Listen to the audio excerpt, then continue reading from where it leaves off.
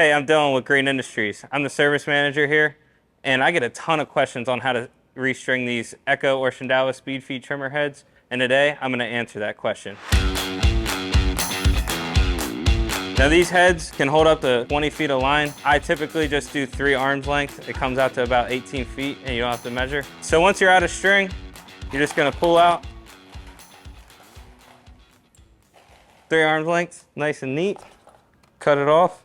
Then you're going to line up these detents here through the eyelets. You're going to take this string, stick it through the eyelet here, and it's going to pop out the other side like so.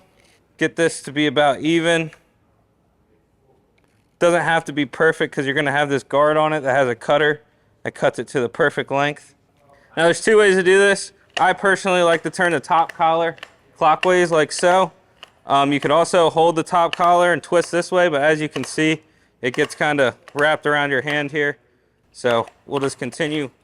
See, as I was saying, doesn't have to be exactly even. Once you're running it and it adds line, it's going to cut it on the guard here, or you can go around and cut it with your cutters. If you found this video helpful, be sure to like and subscribe and check out our other content. Thanks, guys.